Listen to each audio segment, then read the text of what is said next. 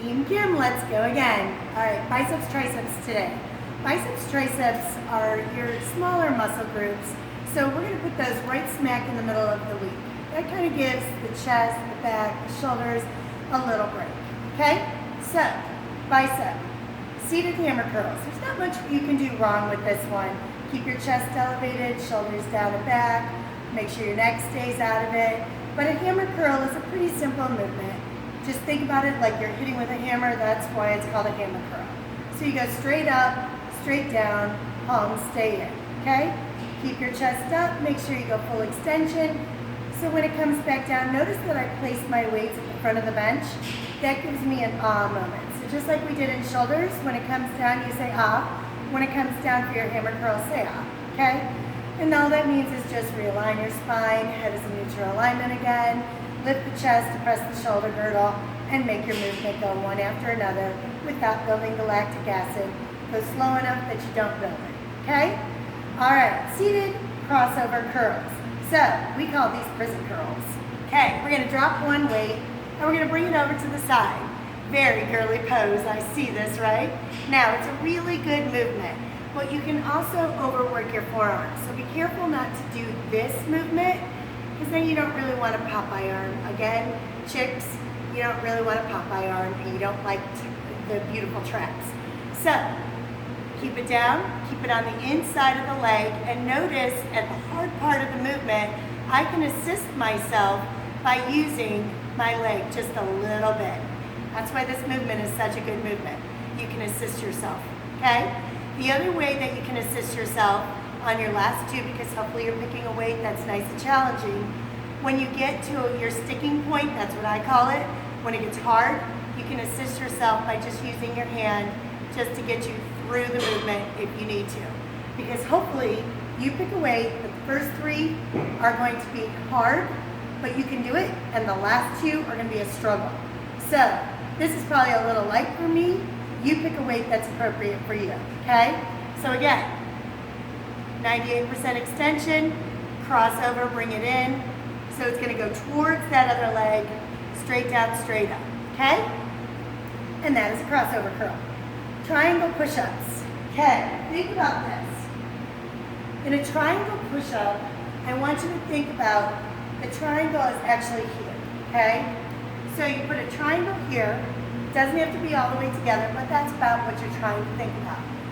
Feet, I like wide. And the reason why I like them wide is because then you can really focus on your core, okay? So if you're more narrow, it makes it a little bit more challenging. Let's give yourself a little bit of a break. Let's give yourself your feet out so you can really engage the core. So as you come down, elbows will go out, hands stay in a triangle. And then back up. Make sure you don't do this. Okay, that's no meal. Okay, so keep that tush up slightly, even if you have to go up a little higher and do it this way, that's fine too. Keep your head in neutral alignment with your spine, hands stay in your elbow, or hands stay in the triangle and elbows go out.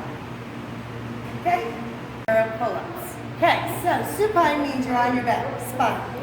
Okay, you can find anything to pull yourself up on, or you can come to the gym and use your Olympic bar. Lift the pelvis.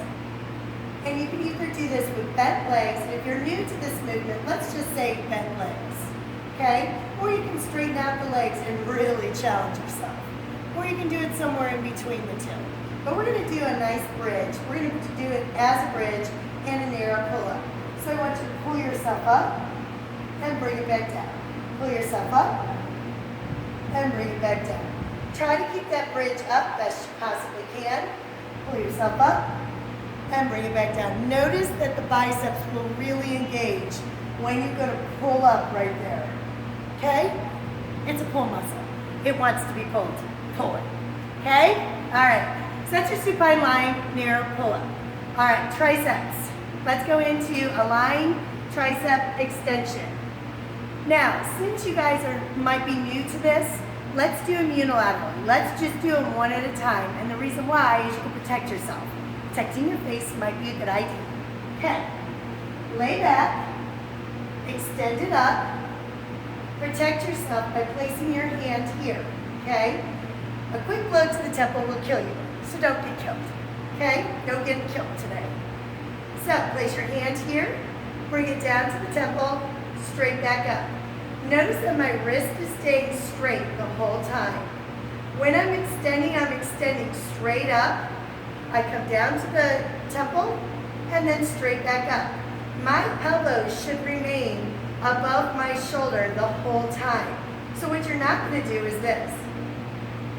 Okay? Notice that my elbow is moving all over the place. This should stay in one spot.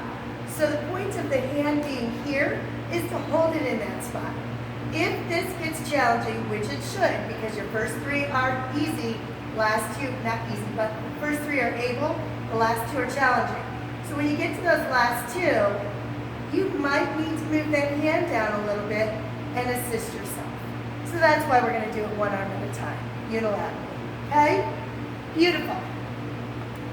A lying tricep crossover. So, much like we did our prison curls, we're going to cross over our body, go to the opposite temple, and straight up. Again, the elbow stays directly over top of the shoulder. There you go. A quick blow to the temple will kill you, so if you get tired, move that hand down, protect yourself. Okay?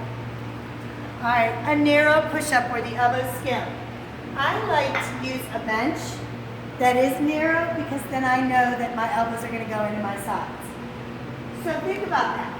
Your elbows will skim your body. Again, I do like a wider stance with the feet. Some trainers don't. I do. That way I can really engage my abs. All right, so I'm going to come straight down, hit the bench, straight back up. As I do this, I skim my body with my elbows. Okay? Yes, that's hard. If you can't do it just like I did it, don't worry. I've been doing this a little bit of time. Okay? So if you need to do more tush up in the air and less movement, do it. Do what you can do.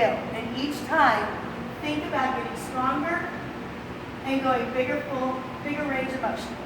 Okay? The last one is an elevation dip. So, what you want to do is you want to find something that you can put your feet up. Put them about right there. Lift the chest, press the shoulder girdle, head is in neutral alignment with your spine. Stick those legs out, don't hyperextend through the knees. Keep them nice and soft. Straight down, straight up. Okay? This is more challenging than a standard dip. So, if you get tired, what you're not going to do is just fall to the ground. That would be very, very bad for your shoulder. Instead, when you get tired, simply put one foot down, sit back down, do what you can do again. You might only be able to do 3 at a time. That's fine. Each week, you'll get stronger and stronger. Have fun.